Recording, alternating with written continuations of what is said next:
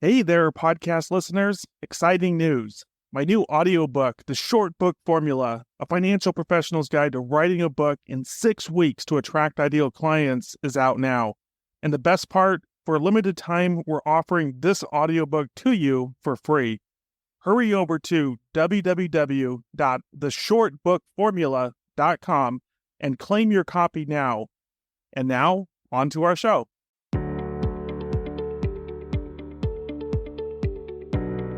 Welcome back to another episode of the $1 Million Producer Show, the podcast that helps financial professionals build their authority brands. Today, we have an incredibly special guest. You know her as a best-selling author, a certified financial planner, a business coach, and an advocate for women in finance. She took her business in 2014 from $500 in sales to a whopping $5.7 million. Since then, she's been featured in some of the biggest media outlets in the world, and she hosts a podcast dedicated to helping women grow their financial businesses. Welcome, Robyn Crane. Thank you, Paul. Happy to be here. Yeah.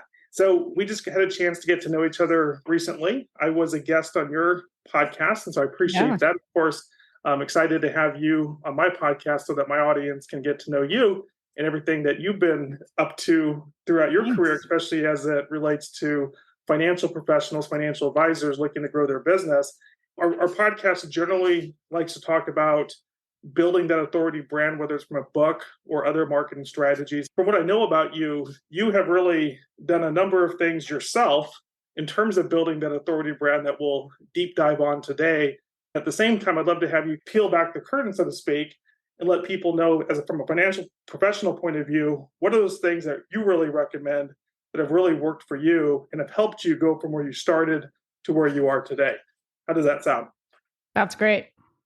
Let's jump into the topic that's near and dear to my heart, which is books and becoming an author. I'm just going to give you an open-ended question. If you want to tell us about your books, which ones stand out, and just a little bit about that book journey that you've been on. My first exposure to the idea of writing books, I might have told this in my podcast to you, but I'll tell it again, was that my husband said, we're going to become #1 best-selling authors. We were in the parking lot in Target. Our daughter, who was, I think, 6 or 7 at the time, was there. And my husband says, we're all going to become best-selling authors.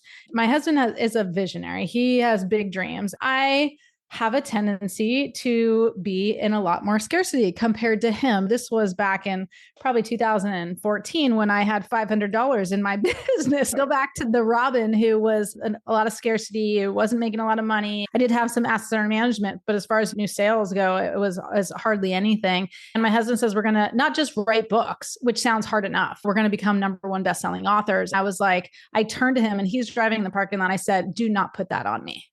I said, if you want to become a #1 best-selling author, great, I support you, but don't put that on me and don't put it on our daughter. And he was pissed, to say the least. He actually, in the driver's seat, he got out of the car and he walked away. So I had to manage to get over to scooch my way over into the driver's seat and drive in to be like, honey, I just try to explain myself and justify why I don't want to have that big goal and it's too scary for me. And eventually he let go of it and said, fine, I'll do it. I'll become a #1 best-selling author, and then you'll want to do it too. He knows me well enough, and he was right. So it was 2015 that he did his book, and then he learned how to make it a #1 best-selling book. There's just a strategy to it.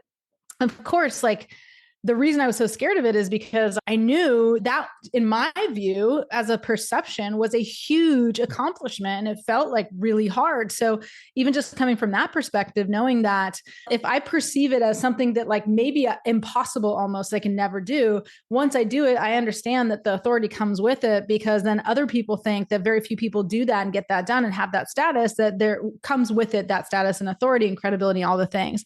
So funny enough, my first book, when we first launched it, it was called, let's see if I can even remember, How to Overcome Your Money Issues in 10 Easy Steps.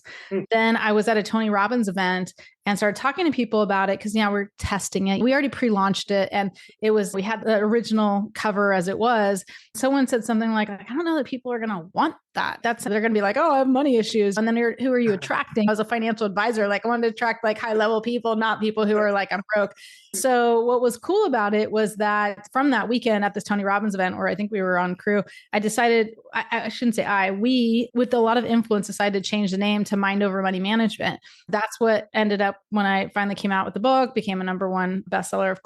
Of course, because I say that because if you know the strategy, anyone can do it, not to make it sound trivial, and that helped us both of us explode our business. Our daughter, who by the time she became a #1 bestselling author, she was 8 years old. She told the story of her first book is called The Ninja Kid. What's it called? Ninja. And I can't remember with all these Ninja Kid things. Ninja Kitties, the Ninja Kitties book, whatever. There's maybe a subtitle to it, but her first book was The Ninja Kitties. And then she came out with another book the next year around Kitty Wars, which was like a spoof on Star Wars. And now she's like my daughter's now 16. She's a 14 #1 bestselling author. Now she's writing a book where I want a book where I'm really proud of it because now she's a teenager and she thinks all her kids' books suck. She's come out with a lot more books than I have, but I have 4, but my 2 main books are Mind Over Money Management and Make More Money, Help More People.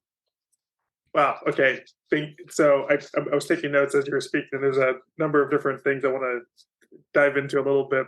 When you first said that your husband said that not only himself, but you and then your daughter were going to all become best-selling authors, I thought he was being kind and including your daughter. I didn't really realize that he was serious. No. He was very serious. And I think she has more books than all of us, but they also they went to schools and they started teaching kids how to write books and to become a super kids book, to write a super kids book. So she's like a co-author of many books as well, because she'd go into a classroom and maybe 20 kids would write a book. So she didn't like solo author all of those books, but she's a co-author of many books. And she has at least 7 or 8 that she wrote herself, or at least with one other person, that are like kids' books. I'm going to have her on the show next. Yes, you should. I would love that. Because she's still in this phase of not really wanting to do a lot of stuff. But yes, I would love that. That's great. We should totally have her. And she'll be like, I don't know. I haven't made any money really yet, but it's cool. It's all coming. I want to go a little bit deeper on something. Your reaction when your husband said that. I think that's the reaction a lot of people have when it comes to becoming an author. I think in our culture, for a variety of reasons, historical reasons, that there's many people have that on their bucket list, perhaps, especially accomplished professionals. Mm-hmm. But it also seems like this big stretch. One of my recent clients, super successful wealth manager, does $8 billion in AUM, and just super smart guy, has a podcast, everything else. But guess what? He hadn't written a book yet. And and to me, that boggles my mind. So I guess the question is, why do you, and this could be for yourself, but also just from the advisors that you work with, know, what's the biggest stumbling block? And then perhaps what's that breakthrough and that benefit for an advisor who goes from not being an author to becoming an author? What's that transformation look like? I think the stumbling block for me, and I think a lot of people, would definitely be this idea of like permanence, right? Because even when I said, okay, this book, the name of the book, and we had a preliminary cover, we pre-launched it. I was a #1 bestseller of How to Overcome Your Money Issues in 10 Easy Steps, or whatever it was. And I felt sick to my stomach when knowing that maybe that wasn't the best title, but the idea of changing it made me feel sick to my stomach, and just feeling, oh my gosh, like I'm a liar, because I said this was the book. I became a best-selling author with that title, and now changing it, even if it was only 100 people who bought that book, now it's going to come in a different cover and a different sleeve and a different format or whatever. I think it felt incongruent. And I do think that social media is pretty permanent, but it's so busy with so much stuff that I think people can get away with not feeling as worried about posting a video or posting something. But I do think that even when people post something that's vulnerable, most people are really scared to put it out there, because they're like, oh my gosh, if I tell people, for example, I had a post once, which is, I think now very hilarious, but I made a bad investment, and here I am, a CFP and someone who advises financial advisors how to grow their business. I essentially bought an NFT where I didn't understand how auction worked. And I realized like after we did it, and my husband and I did it together, but that I lost somewhere around along the lines of $60,000. It was probably less, but let's just say $50,000. But I bought it for 60,000. I could have bought it for 12 was what we figured out. We bought it the night. And then the next day, like I found out in the morning that I could have bought it for 12,000. And I was like crying hysterically. I was like so stressed out. I was embarrassed. I just felt so stupid. I basically, like in the thick of the emotion, I took my phone, I went into my closet and I started a Facebook Live. And I was crying like a little baby. I was like, I feel so stupid. I can't believe I'm doing this. The reason I'm posting this is because I feel like if I feel this stupid, like someone else is too, and this is going to help someone. So I have learned, and it took me a long time to learn this, that vulnerability is power, and vulnerability is influence, and vulnerability is transformation. I think a lot of people feel like if I put myself out there in a way, especially in something that's a book that cannot be changed and can easily be found, because maybe that post has gotten buried, like that 3 people probably saw it, but I have learned that putting myself out there is actually beneficial, not just for me, although it is, but most importantly to the world. And I think people are scared of that. I think most people are scared of vulnerability. And I find that again and again, because I remember when I first went to my first Tony Robbins event, he said vulnerability power. And I was like, I don't understand. No comprendo. I cannot compute. I just could not understand how he could say that, because I had such the opposite view. Like I could not see how vulnerability could help me in any way. And admitting my vulnerability would help in any way.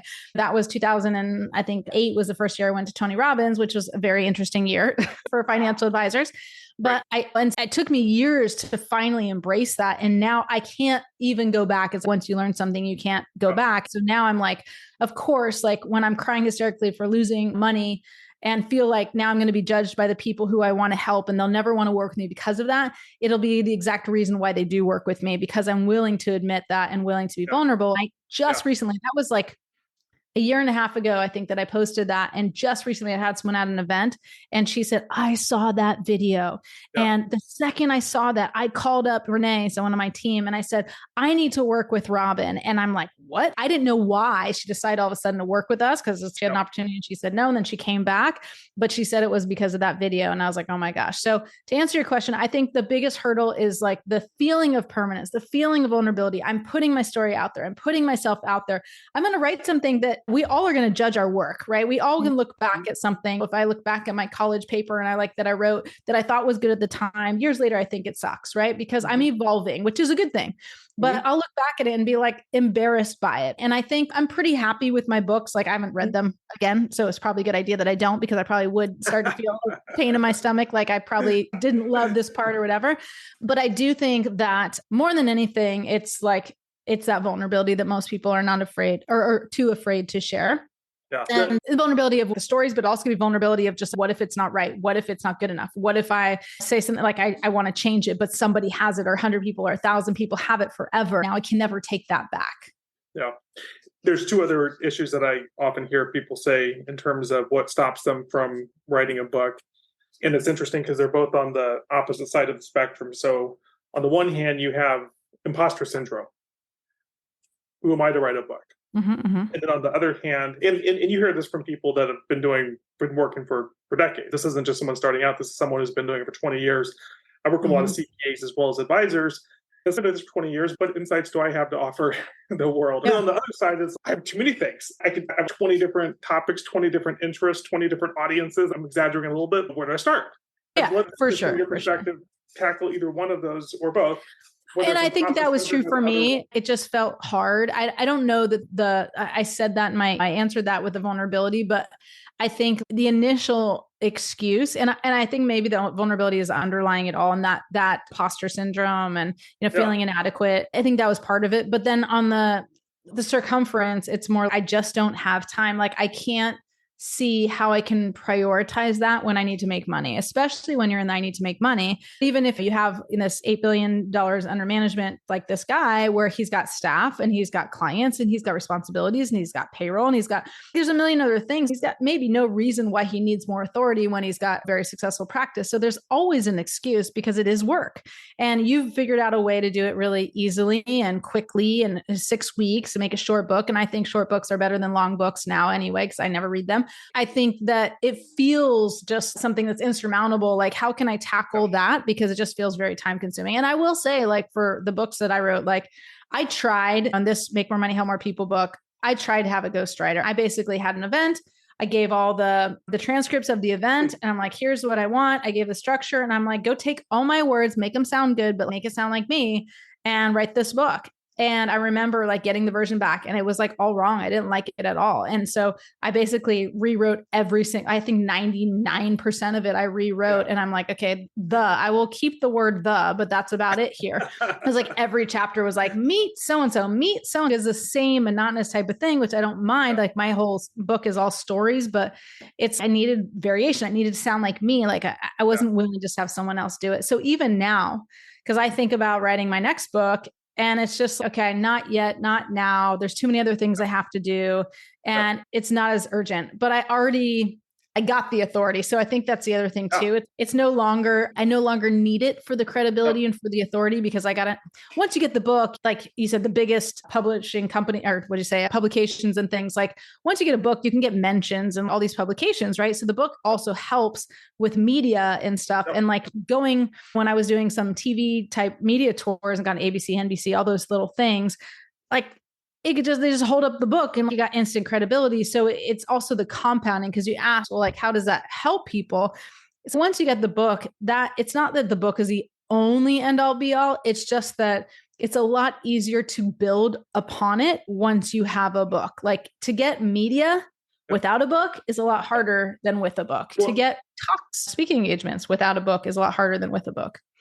And so I want to switch gears and really switch from talking about writing a book and publishing a book to this now, what I call from author to authority procession, or this journey that's never ending. I think as long as you're in business, it's ongoing. And it's just, how do you elevate that and capitalize that over time? Are you familiar with Dan Sullivan, the business coach? Mm-hmm. Is that the 2x, 10x is easier than 2x? Isn't that? Yeah. So it's funny that you mentioned that. I'm actually literally listening to that audio book. That's my next book. I don't read books very well, but I listen to books. Yeah, it's a good audio. I'm literally listening to it right now. And one of the things that he talks about is you really have to leave behind, it's like the 80-20 rule, right? If you want to step into the next chapter of the growth, your business, your vision, et cetera, it really takes determining what that 20% is that you uniquely should be doing and allowing the 80% to be delegated, outsourced, whatever. I find for a lot of people, I think you mentioned or touched upon it with writing the book, when you're at that point of making $500 in sales, it's like this vision of the future and these bigger opportunities, it seems distant. It seems overwhelming. It's not tangible. It doesn't help you pay your bills today. And at the same time, it's by having that vision, as it sounds like your husband did, about the future and moving towards it, that opens up this exciting, compelling future for you. And I think that you're a great example of having accomplished that. So you have the book in place and multiple books, obviously. And whether you use your own story or talk about people that you worked with, now that you have the book, what world does that open up? Possibilities, podcasts, speaking, media, take that from any angle that you want. But what does the world look like now as a published author? It's so easy. It's just so easy. Everything in life is easy now that I'm a published author. You wake up, you pinch yourself, you're like, oh, so good to be me. I mean, nothing's ever easy, but it's easier. And it's also there's always a next level, right? Now, multi-million-dollar business. I don't know that I would have been here without having that authority. I could have gotten it other ways. I think this was the easiest path, even though it wasn't an easy path, because like I said, I think everything builds on the book. The iterations that we went through was like, okay, I got the book. That allowed me to increase my fees. That was an immediate result of that. And that could have been because I had more confidence and I'm like, okay, now I'm a published author. I'm a best-selling author, even better. I think it wasn't just the fact that I had more confidence. It's just that there's the perceived value. It's people see me now as a higher, and at some point when you're undercharging, when you have a book in your hand and you wearing the medallion for it, it seems incongruent, or it seems like there's something missing if like you're not charging enough. Wait, I don't even believe the book anymore almost, because the book just elevates your status immediately, right? So what happened for sure was that my prices went up, and I was doing coaching. Even though I was a financial advisor, I had a money coaching business like within it. And then I was doing financial plans. And so it wasn't just AUM, because some people could say, well, I'm not going to raise my AUM fee, but higher level clients, definitely easier to attract them, definitely. And then when it came to, like I said, just media, and you have to still make the freaking effort. It's not like people, I had a book and then people are knocking at my door, go, oh, I want to have you on TV. You got to pitch this stuff. You got to do the work. You got to put yourself, you got to tell people you got a book. You got to tell people that you're credible now, but then you got something tangible to show them. It just shows, though, it shows you're absolutely correct, but just shows that in some ways your emphasis has changed, right? So most people are like, hey, I need another lead, I need another client. My emphasis is on how do I get another sales call, et cetera. And then just I'm extrapolating a little bit here, but now that the book, it's the same, perhaps the same kinds of activities, but the focus is how do I open up bigger doors? How do I open up media opportunities and get me broader exposure? How do I build a center of influence relationships that now I have more credibility that can lead me to multiple clients instead of one client? Same amount of work likely, but the target shifts to a degree. I would say yes, but I would say like my focus for a very long time, I would say even still, is just how to get more clients. And we have leveraged programs. So I started to leverage my time. And so when you then go from $500, we actually in 2 years did 500,000. And then it took us another few years to get to the $1 million mark. Over time, we did almost 6 million, but it's still, to me, it has always been a very similar thing, but we just leverage it when I would say maybe talking to my husband, I'm a pretty big thinker, but relatively speaking, compared to him, I'm a very small thinker in some degree. I do think I'm excited to read that book as well, because I do think that I still think about 2x versus 10x. And so I love that idea, because I don't think that I'm just like, okay, now that I have the book, okay, let me think bigger. I think it was more like, how can I use media now to get more clients? How can I use, let's just say, Facebook ads to get more clients? How can I leverage my marketing dollars or leverage my time or leverage my credibility, my authority now to get more opportunities and make it easier while making more money? Because we always have a moving target, want to go more and make more money, help more people, name my book. So yeah, I do believe that to some degree, but I think also still there's a little bit of that, like playing small, like of the, even just being an author, like it's not enough when you want to go to that big next level. It's just a stepping stone. You can take, especially if people don't know how to market their books. A lot of people, I told you, my husband's in the same kind of similar business as you, but if people don't know how to market their books, now they have this book. It's not the right book because it doesn't necessarily drive anyone to anything. And if your book doesn't market something and tell people what to do and drive them to work with you, then it's pretty much, it's nice to say you got it. You can use some credibility, but we want to use the book for so many multifaceted ways where we can, like, not only just having the book say, I got it, when people read it, and answering your question here is like, when people read it, they want to work with you. There's a lot of components to it because so many people write books and then no one ever reads them. They don't sell as many as they think they will. They think the book's going to make them money, but it's the marketing of the book that makes the money. And luckily you did have my husband help me, but marketing the book is what has made me money. Using the book, like in writing the right book that drives people to action to want to work with me, using stories and the results and all that. I remember I had one of these ladies came into my high level program. She was like, I forget what she said, but it was something like, you reached out to me and wanted to talk to me. And at first I didn't want to talk to you, but then I read your book and now I want to work with you. It was something like that. Like she read my book and then she was like, pretty much just send me the contract. Like I hardly had to sell her at all because she read the book and she basically told me and she was sold. So it's really important how you use the book and you use it as a marketing tool. I agree broadly with everything that you said. I want to give a couple specific examples from my own experience and ask a couple questions there. One of the ways that I encourage, I think there's a couple ideas there. One is, you have the book, right? But you have to do something with it. Just having the book, the idea of just putting it on Amazon and that's going to change anything is not a good idea. Right. So you have to use it. Now, you can use it with your core customer base. I find that with the book, even before you necessarily start thinking about marketing it to the broader world, is that if you have a core audience base, oftentimes when you write the book, it's geared towards wanting to sell something, a service specifically, at least the way that I construe the book. If you're let's take a CPA, for example. and you do a lot of tax prep, but you want to offer more advisory services. The book becomes that stepping stone to really tell your story from a business advisor perspective, and you already have this great client base. So now it becomes a tool that you can get out to your existing client base to elevate the services that you offer, raise your fees, et cetera. Additionally, it's the best referral tool, right? Everyone likes referrals, wants referrals. Most people don't get enough referrals. There's some dynamics there, but one of the dynamics is if you have a book, you become that much more easily referable because it's much easier to introduce you, say, hey, this is the author, so I'd like to give you a copy of their book. And then, of course, beyond that, then you get into the marketing, advertising, media, stuff of that nature. One of the things I heard you say, I think during our last conversation, was that you and your husband have this interest or this approach where even before you publish it, you do a lot of pre-publish. Yeah, marketing, basically. So I'd love to have you just unpack that a little bit. What does that mean? My husband's whole philosophy is make money from the book before the book is even written, before the first line is even written. He's all about the pre-promotion, and he uses examples like the iPhone and Tesla, Elon Musk and stuff, and how people are buying things before they exist, before they're done. How many, I don't know, he knows these statistics, but how many people bought the Tesla before it was even finished? There was like a line. And when iPhones come out, it's like people are buying it before it's done.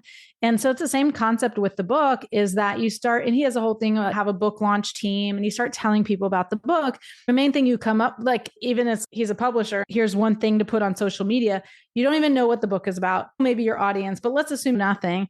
And you put this line on social media that says, hey, I'm so excited. I just met with a publisher who wants to publish my book. This is like the number one post, like that people have, they list, they're like, okay, this is something he teaches off the bat. And they put this post and they get the most comments and likes they've ever gotten. And then we have this whole strategy. I say we, because now I teach it to my advisors, but the strategy then is people like it and they comment, and then you respond to anyone who liked or commented, hey, can I interview you for the book? Now we have a whole interview process of how you interview people for the book because you haven't written it yet and you're still in the research phase. And so I have advisors. I did this 5-day challenge. I still do it every once in a while. It's called the TAG challenge, the appointment generator challenge. It's all about how to get 5 quality appointments in 5 days from online marketing.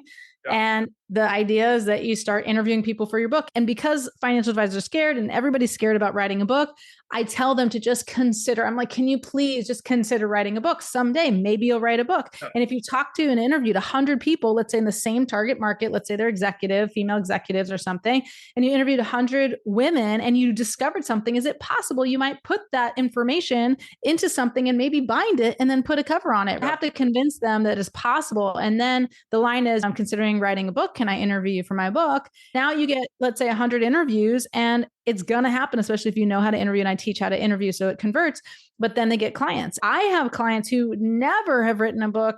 They don't necessarily intend to write a book in the next year. They at least believe they could someday maybe do it. And they're getting millions of dollars under management through this. And now so many of my clients, they want to be congruent. They actually want the book because once you actually have it, it does help even more. But so then many advisors who now then end up working with my husband, and now they publish their book and now they're best-selling authors. They use what they learned in those interviews as content or context for the book. It just works amazing. So that's just one way to use it. But those are let's say 2 ways, I should say. One is, hey, I just met with a publisher. He wants to publish my book. I'm so excited. And then you start interviewing them. The second way is like you get credibility. He had clients that one of our friends, he started saying that, and someone sent him a $5,000 check and said, hey, I know your book's coming out. Just keep this as a deposit because I want to make sure that I can work with you before your book comes out and that I'm at the top of the waiting list. And he's like, cool, man, just because he started talking about the book. So yeah, the whole philosophy is market the book well before you write it. Usually they're marketing it for about 6 months before they write it. And then some people, it takes a full year because you can now on Amazon pre-launch it and not have it actually completed for a whole year. And it's still, copacetic there. But it's amazing because the perception there is huge. And then the whole interview idea is a really cool hack. It's better than saying, hey, I'm a financial advisor. I might be able to help. You want to get on a call? Yeah, it's a couple of things I want to jump in there. So my own story, I wrote my first book just in 2020, or actually 2019 was a start date. I got the idea that I'm going to write a book. And I went on to 99 Designs and I got a beautiful book cover created. I loved it. I posted on social media. I got all kinds of praise and love. That's so great. Congratulations. All this good stuff. And that satiated me for about 6 months. And it wasn't that I was being strategic and trying to promote it. It was the first step. But ultimately what happened, and it was fortuitous, or it was serendipitous, is that about 6-12 months later, I had an opportunity to collaborate with someone who was very successful, had 100 plus advisors they worked with. And we took my original idea for the book and we co-created it together. And he wrote the foreword, I wrote the book. But that book right there, my very first book made me over $1 million over the course of a couple of years.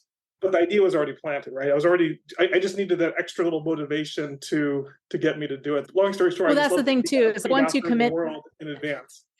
Yeah, it's like one of the things he talks about is like the public declaration. You're making a public declaration. And of course, the people who come to Trevor, they end up writing the book, but you're making a public declaration. So people want to be congruent with that. And he does exactly that. 99 Designs, like you have a cover, it's a working cover. You actually involve social media and involve your community. Like which cover do you like the best? Which title do you like the best?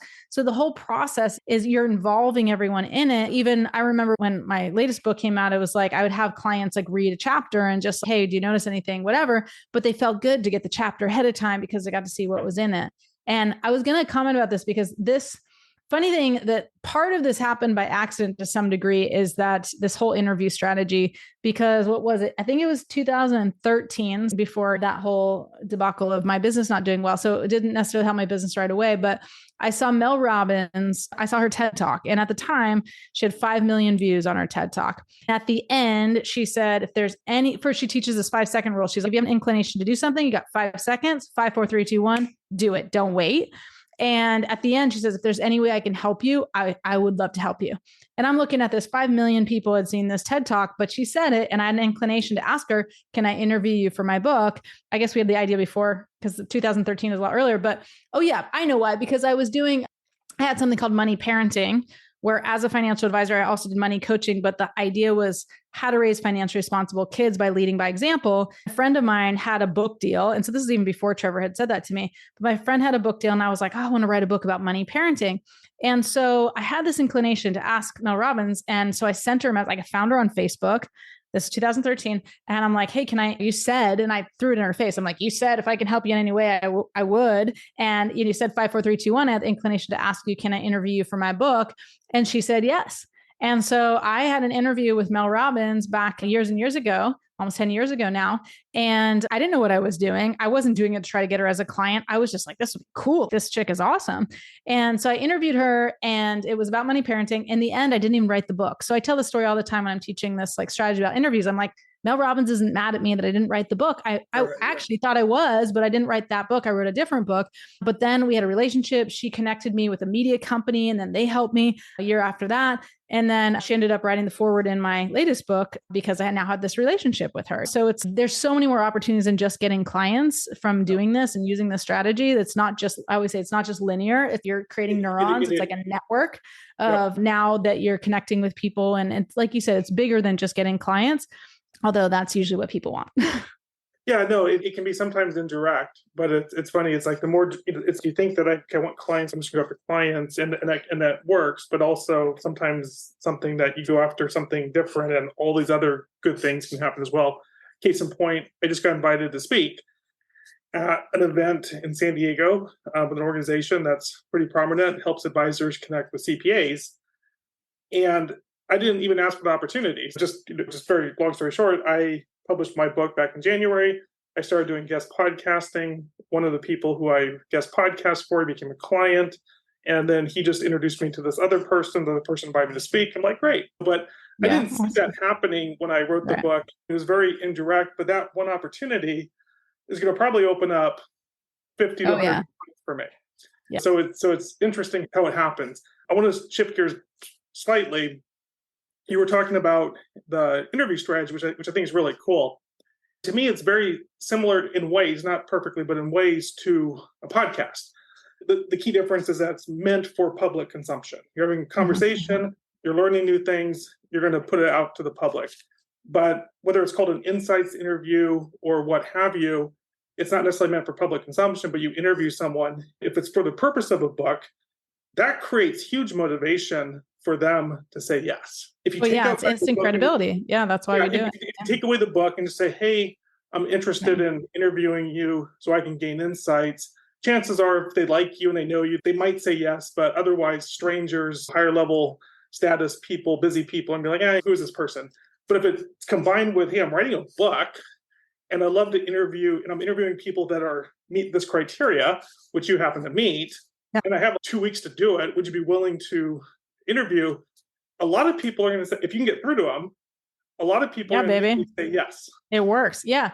But you're exactly right. And that's why when I teach this strategy, I'm like, you could do a book. You can say, I'm writing a book or consider writing a book. I don't want them to do it if they're not congruent with it. It could be a podcast, but it could be the research before the podcast. So let's say you were going to launch this podcast, and before you do it, you want to interview 100 people to know what they want, because you're talking to the target market, not necessarily the guests. You can use that, which is pretty high credibility. And then we have, okay, you could be saying I'm writing an article, because you could submit anything on Forbes. Doesn't mean they're going to pick it up, but you can say I'm writing an article for Forbes. Like, you submit it to Forbes, they can say yes or no. You could be writing an article for Forbes. So there's other ways. We say you can have a cause. Could be like, I want to interview because of the hurricane or whatever, and how you overcame that. So we have all these different ways, but we always say the book works the best. Even above the podcast, the book works the best because it's immediate authority. Like, you're absolutely right. And I tell you, there are people who follow the strategy but they're afraid to say book, or it's afraid to decide that they're going to write a book. And they're like, it's not working. I'm like, I know, you got to just double, triple the numbers if you're not going to do a book. But if you want this to work, like, why not just decide to write a book? It's okay. It could be a 10-page book. Like, I don't care. It could. No one says you have to write a book that has to be a certain number of pages. That is not a requirement on Amazon. But people, again, are afraid to put something out. Going to represent them that doesn't meet their criteria. 100%. I want to shift the conversation and talk a little bit more about what you do and how you specifically work with advisors. Why do they come to you? What are the challenges? What do you help them accomplish?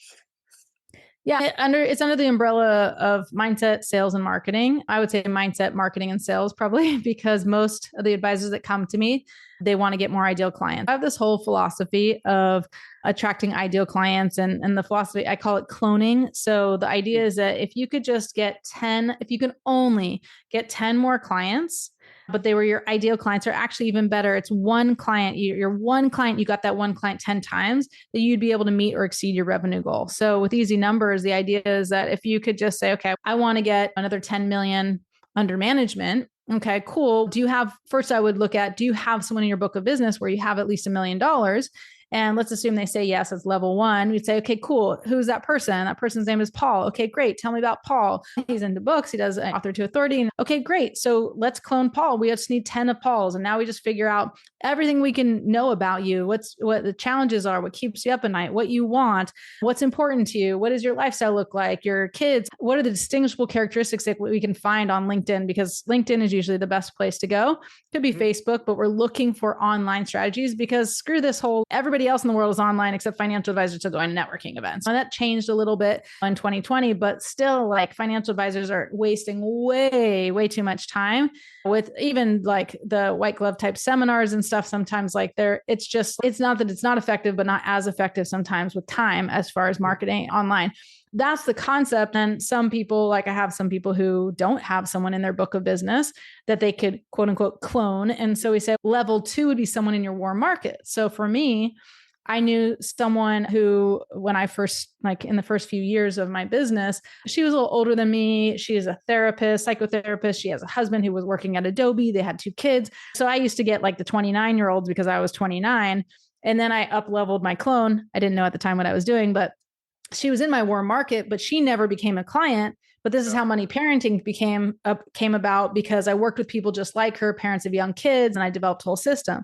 So you can clone someone in your warm market, and you go through them to understand like how to market your message, but you're essentially cloning someone. And then the third level is you can clone someone you don't know. And we've had clients from all over the country who basically are starting a LinkedIn strategy, deciding, okay, I want to clone female attorneys, or I want to clone executives, or I want to clone whatever. And we're like, okay, so what do you offer? What do we need? Is it $1 million under management? Is it that you offer life insurance or whatever, that we figure out who's the right person for that? And as long as we can find them online and they're not like an 80-year-old bridge player or something in some sort of senior community, we can find them online, especially ideally on LinkedIn. If it's job title related, great. Now we can use the strategy. And so that one of the strategies could be the interview strategy.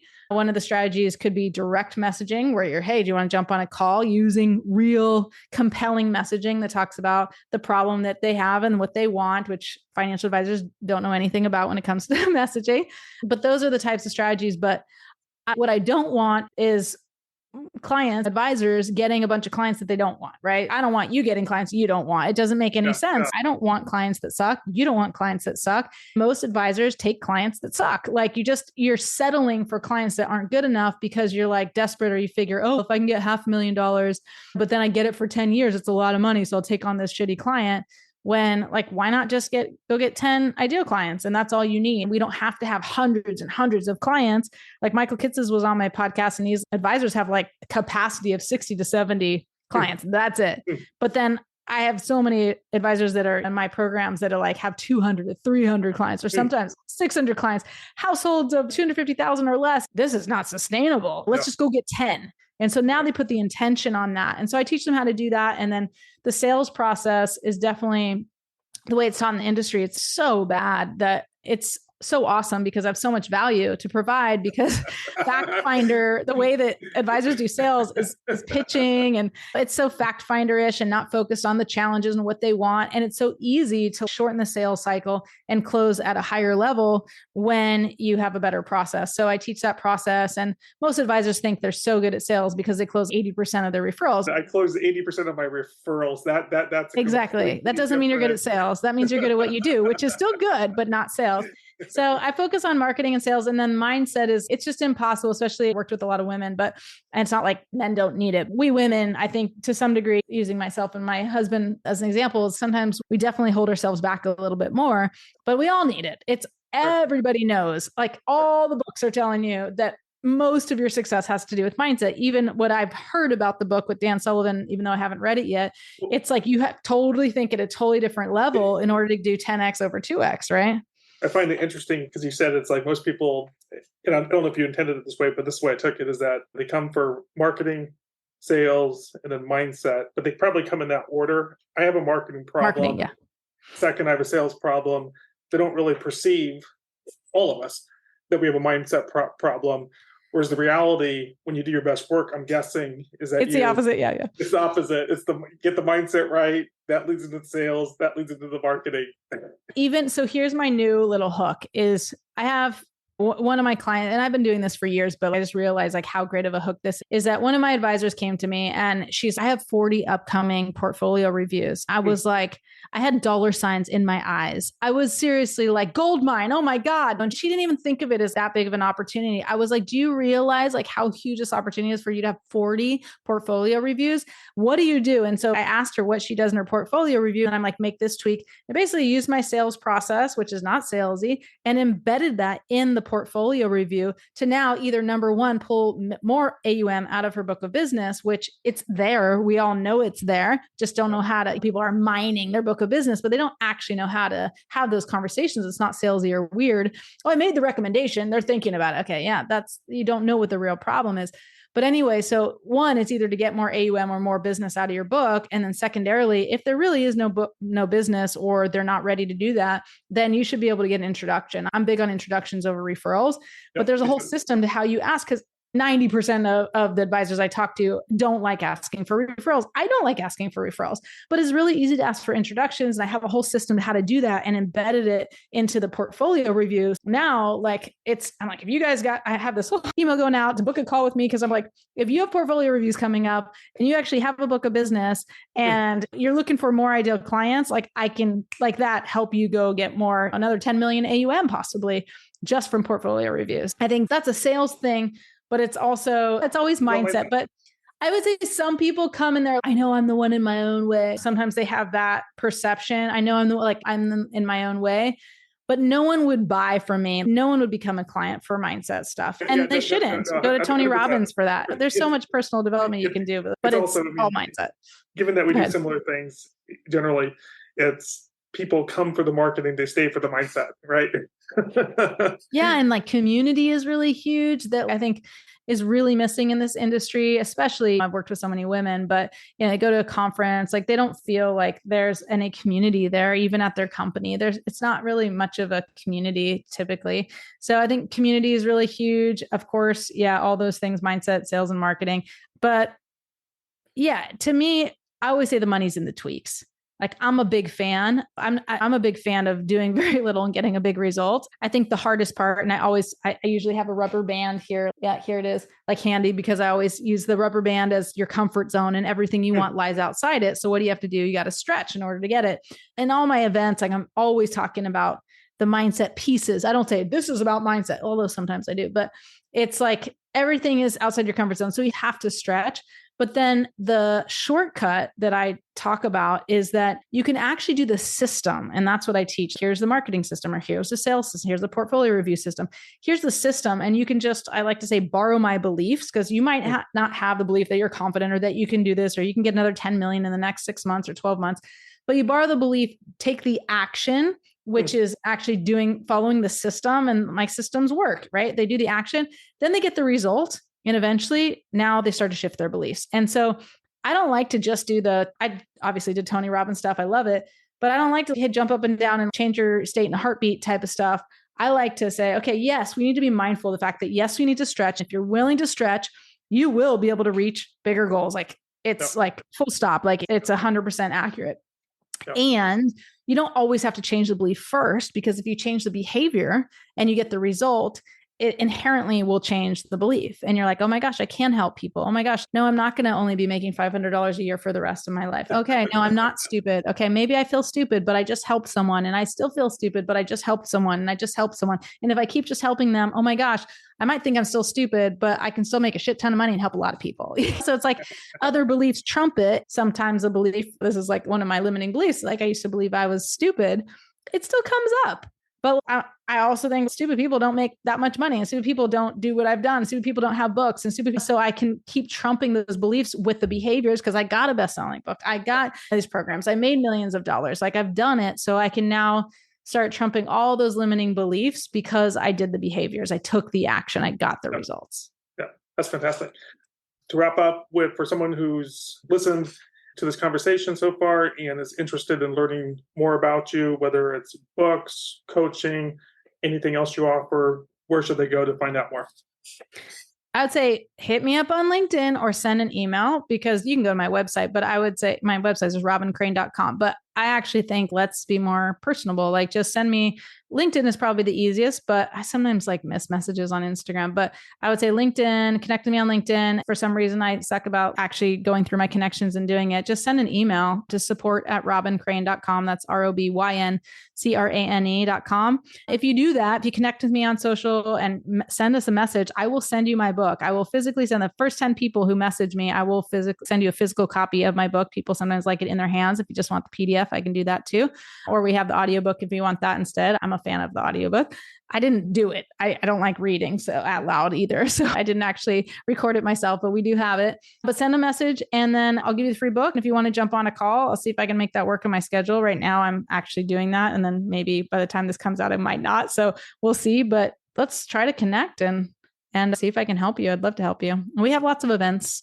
So when we have events, we definitely want to be on the radar. And we used to, just to be clear, like we were working with women only for a very long time. And now we really think that the industry, not just women, needs us. and so if you're a dude, like it's okay. Be one of my first big success stories. We have a few guys, but not that many. And I'd love to help you out, even if you are of the male contingency. I don't know. Male persuasion or in between or they or whatever it is. I don't care. Very cool. Thank you so much for your time today, for your insights. This has been a blast, and I hope that our audience has got a lot of valuable nuggets from this conversation today. I hope so. If not, you need to listen again.